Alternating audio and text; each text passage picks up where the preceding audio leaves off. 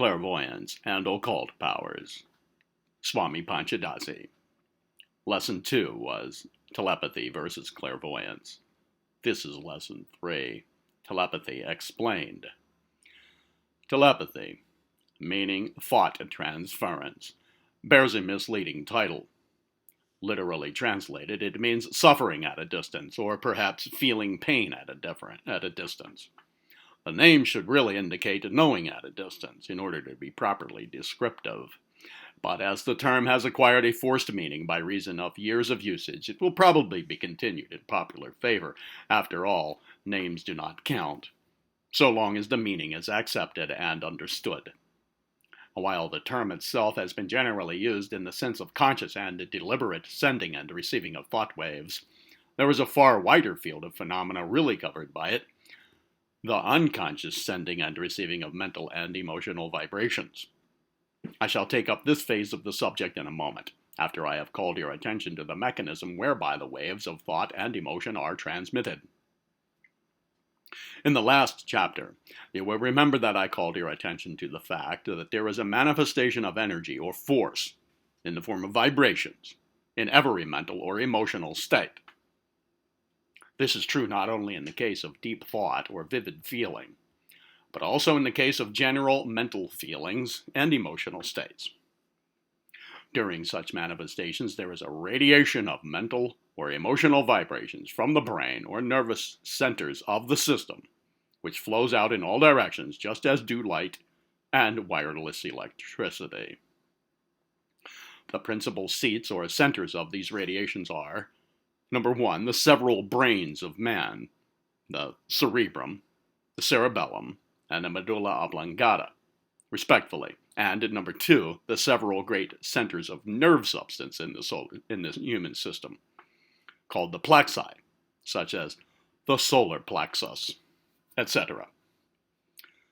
The vibrations arising from emotional excitement are sent out principally from these plexi, or plexi, or great centers of the sympathetic nervous system.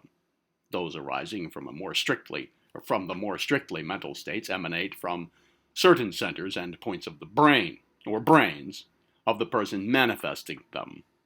Certain forms of these vibrations constitute the real essence of what is generally called human magnetism, which will be treated upon the proper place in these lessons.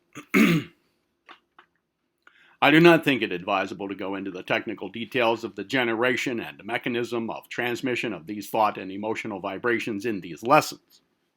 To understand the same would require a technical knowledge of physiology and organic chemistry, which is not possessed by the average person.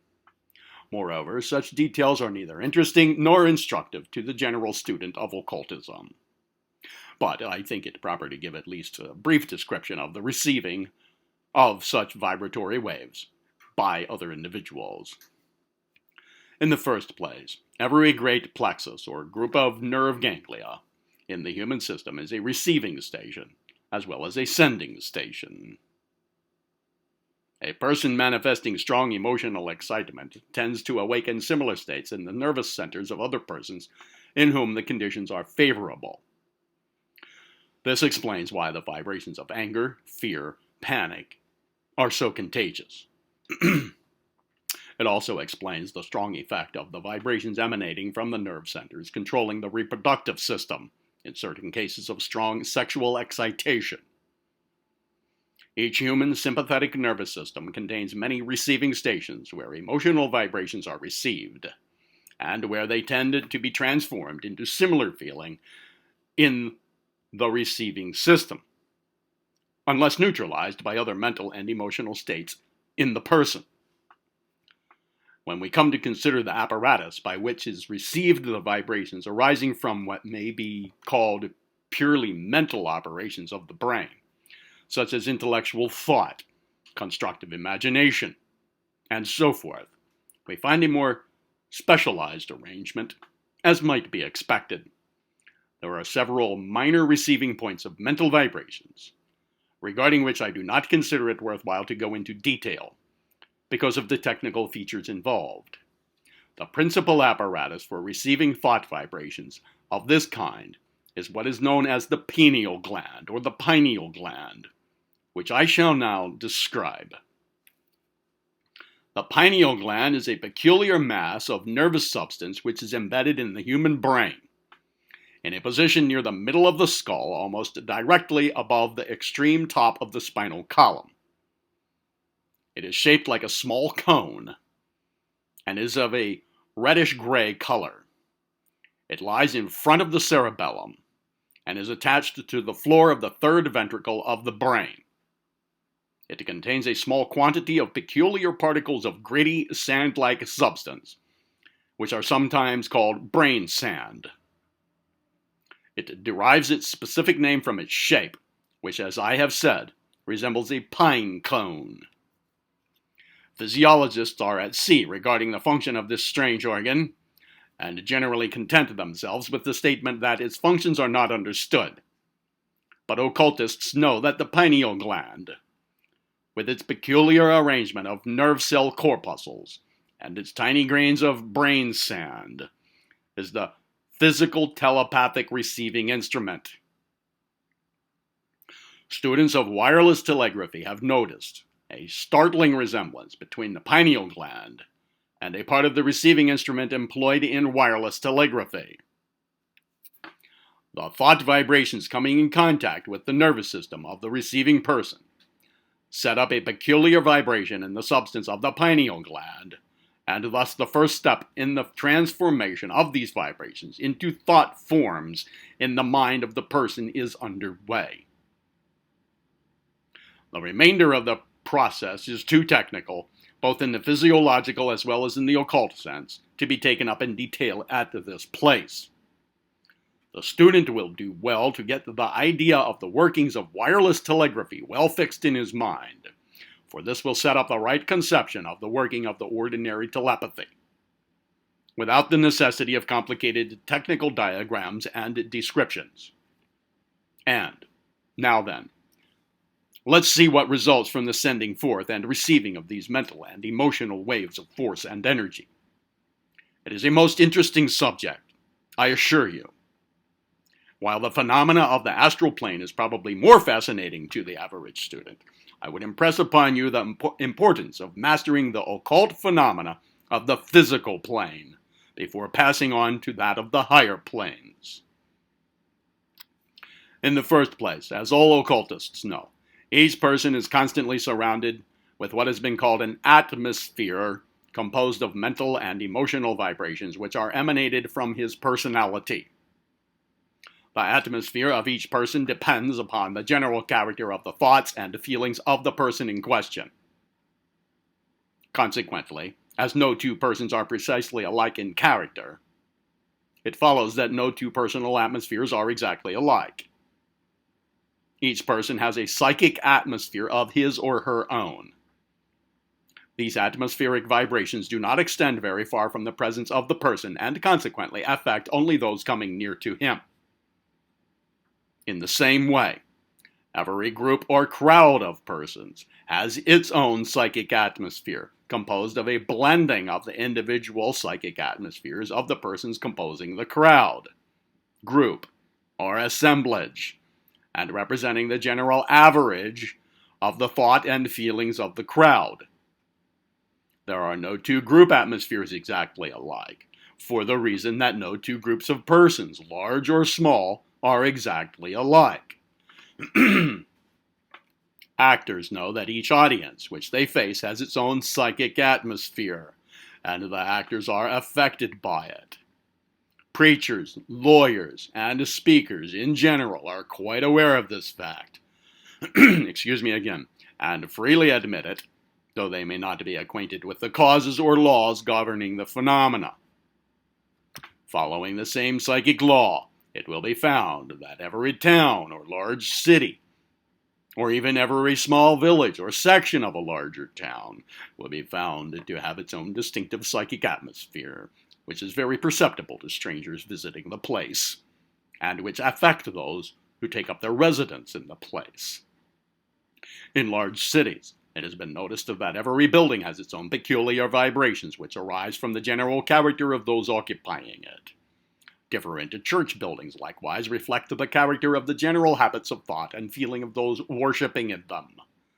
Likewise, certain business streets have pleasant or unpleasant vibrations in their atmosphere from the same causes. Every person recognizes the truth of these statements, though but few are able to account for the facts in a scientific manner.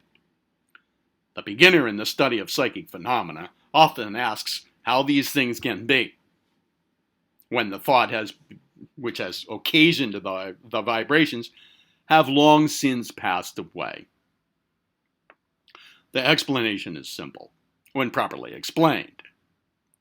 It is something like this. Just as heat remains in a room after the stove has ceased to throw out heat waves, so do the vibrations of thought and feeling persist long after the thought or feeling has died away. Or, if you prefer a more material illustration, we may say that if a package of perfumery has been opened in a room and then removed, the air will remain charged with the odor for a long time afterwards. So you see, the same principle applies in the case of psychic vibrations. The person carries around with him the general atmosphere of his characteristic mental and emotional vibrations, and in the same way, the house, store, church, street, town, or city, and so on, is permeated with the psychic vibrations of those who have frequented them. Nearly everyone realizes the different feeling that impresses him when he enters a strange house, apartment, store, or church. Each one has its own difference of psychic effect, and so does each person create his or her own psychic effect upon those coming in contact with him or her, or who comes into his or her presence or vicinity. The next question asked by the thoughtful new student is this. If persons are constantly sending forth psychic vibrations, and if such vibrations persist for some time, why are we not overwhelmed with the force of them? And why are they not all so mixed up as to lose all their effect? I shall now answer this very important question.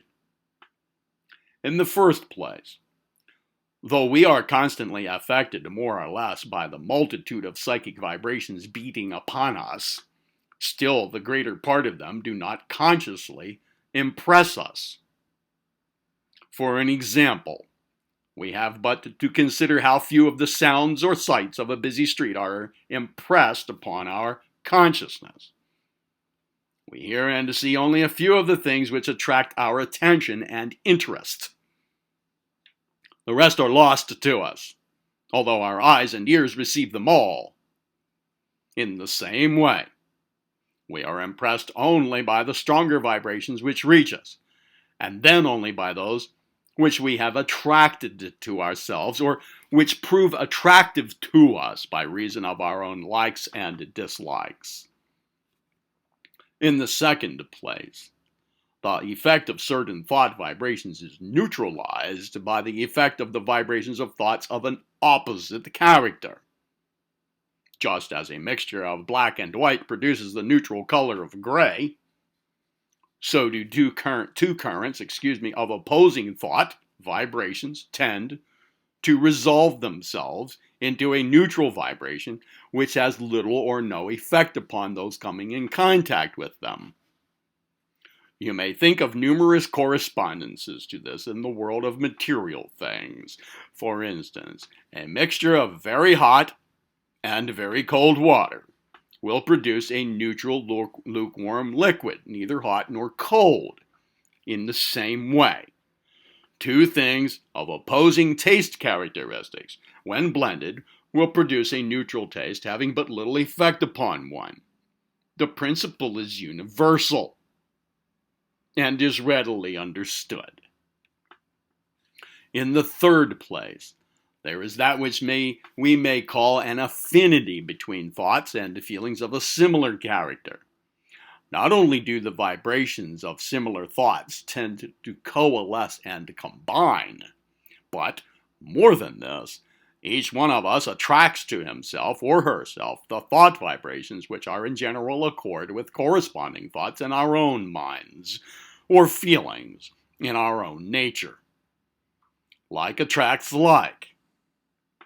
In the same way, the character of our thoughts and feelings act to repel thought or emotional vibrations of an opposite or inharmonious nature. As all occultists know, everyone draws thought vibrations in harmony with his or her own, and also repels thought vibrations of an inharmonious nature.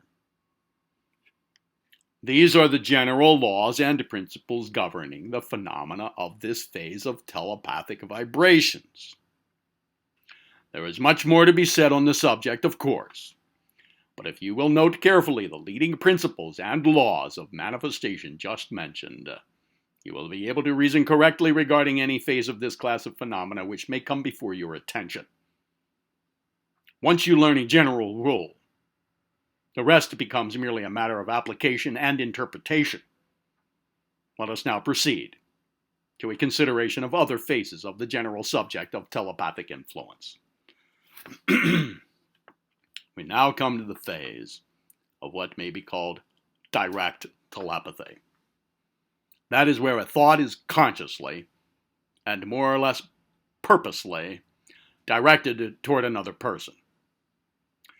We come across many interesting cases of this kind, where persons find themselves thinking intently of certain other persons, and afterwards are told by the other persons that, I found myself thinking intently about you at such and such a time, etc.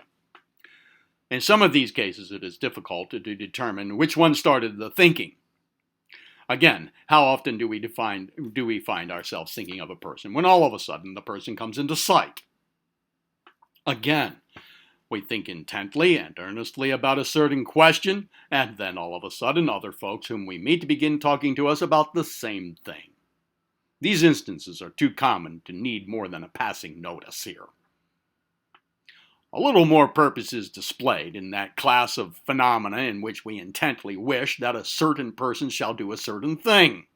And, lo and behold, we soon learn that that certain person has done it. A number of years ago, a popular writer wrote an article in which he mentioned that what seemed to him to be a curious instance of some form of mental influence or telepathy. He said that he had found out that if he would sit down and carefully write a letter to some person from whom he had not heard for a long time, and then to destroy the letter instead of sending it, he would be almost certain to receive a letter from that person within a few days. He did not to attempt to account for the phenomenon. He merely called the attention of his readers to it. Many persons have followed the suggestion, often with very wonderful results. There is nothing miraculous or supernatural about such occurrences. It is merely one phase of telepathy. The concentrated thought of the writer of the letter is directed toward the other person, and that person begins to think of the first one. Then he thinks he will write to him, and then he actually does it. Distance, space, and direction, have no importance in this experiment. It is not necessary to even know where the second person is. There are often found persons so closely in psychic harmony with each other that they very often are able to ask questions and receive answers from each other, even though great distances separate them. Some particular times there is a better psychic harmony existing between the same persons than is found at other times. All this, of course, affects the success of the experiment. It is surprising what wonderful results along these lines may be obtained by almost any person of average intelligence after a little careful, patient, conscientious practice. But there have been phenomena obtained as the result of a long series of careful experiments which are, in a way, even more wonderful than these somewhat less deliberate experiments just mentioned. I allude to the experiments of a number of earnest, careful scientific students who surrounded themselves with every precaution against overenthusiasm, fraud, and coincidence. Prominent among this class of investigations, we find those conducted by the Society for Psychical Research of England, which really established a firm basis for the work of other investigators who followed the general methods of the said society.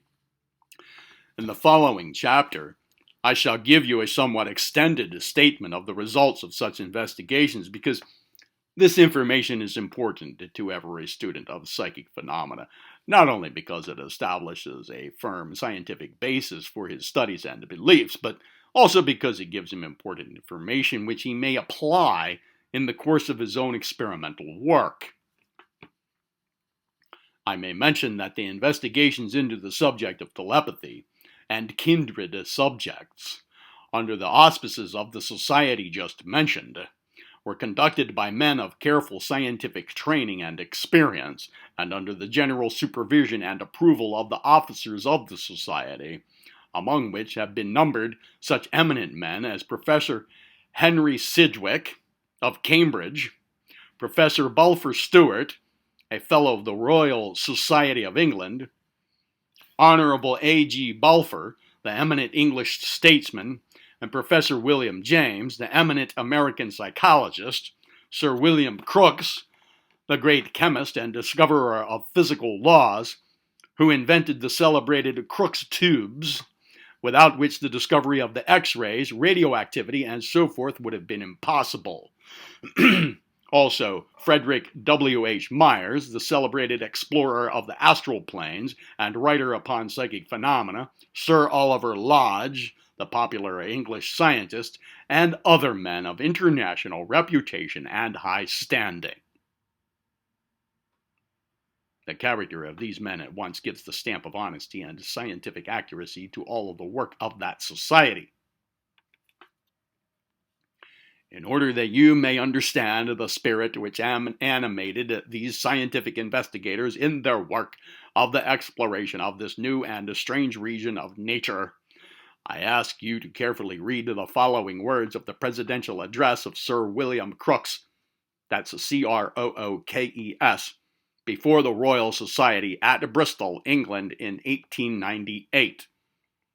Remember, please, that this address was made before an assemblage of distinguished scientists, many of them rank materialists, and quite skeptical of all occult phenomena, and this was nearly 20 years ago. Remember, Sir William Crookes, facing this gathering as its president, said, "Were I now introducing for the first time these inquiries to the world of science, I should choose a starting point different from that of old, where we formerly began.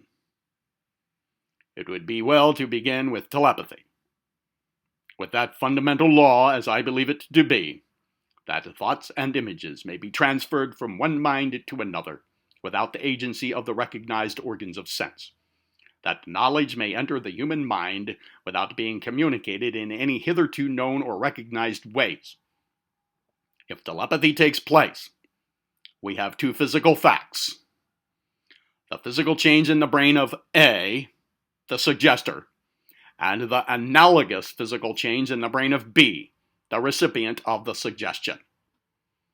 Between these two physical events, there must exist a train of physical causes. It is unscientific to call in the aid of mysterious agencies, when with every fresh advance in knowledge it is shown that either vibrations have powers and attributes abundantly able to any demand, even the transmission of thought. It is supposed by some physiologists that the essential cells of nerves do not actually touch, but are separated by a narrow gap which widens in sleep, while it narrows almost to extinction during mental activity. This condition is so singularly like a Branly or Lodge coher, a device which led to the discovery of wireless telegraphy, as to suggest a further analogy. The structure of brain and nerve being similar, it is conceivable that there may be present masses of such nerve cohers, that's cohers, in the brain, whose special function it may be to receive impulses brought from without, through the connecting sequence of ether waves of appropriate order of magnitude. Roentgen, that's Roentgen, has familiarized us with an order of vibrations of extreme minuteness as compared with the smallest waves with which we have been hitherto acquainted, and there is no reason to suppose that we have here reached the limit of frequency. It is known that the action of thought is accompanied by certain molecular movements in the brain, and here we have physical vibrations capable, from their extreme minuteness, of acting direct upon individual molecules, while their rapidity approaches that of internal and external movements of the atoms themselves. A formidable range of phenomena must be scientifically sifted before we effectually grasp a faculty so strange, so bewildering, and for ages so inscrutable as the direct action of mind upon mind. In the old Egyptian days, a well-known inscription was carved over the portal of the Temple of Isis. I am whatever has been, is, or ever will be, and my veil no man hath yet lifted. Not thus do modern seekers after truth confront nature, the word that stands before the baffling mysteries of the universe. Steadily, unflinchingly, we strive to pierce the inmost heart of nature, from what she is to reconstruct what she has been, and to prophesy what she shall be. Veil after veil we have lifted, and her face grows more beautiful, august, and wonderful with every barrier that is withdrawn. End of quote. You will notice that this address, made nearly 20 years ago, and from the standpoint of physical science, is in full accord with the ideas of occultism as old as the hills. And yet, the speaker had worked out the idea independently. He also investigated higher forms of psychic phenomena with results that startled the world. But you will notice that he does not attempt to give any other than purely physical laws the credit for the ordinary phenomena of telepathy. And he was thoroughly right in this. As we have seen, he escaped the common error of confusing physical sense phenomena with the phenomena of the astral senses. Each plane has its own phenomena, and each class is surely wonderful enough. And again, remember that both physical and astral phenomena are purely natural. There is no need for seeking any supernatural agencies to account for these natural facts. Lesson 4 will be scientific telepathy.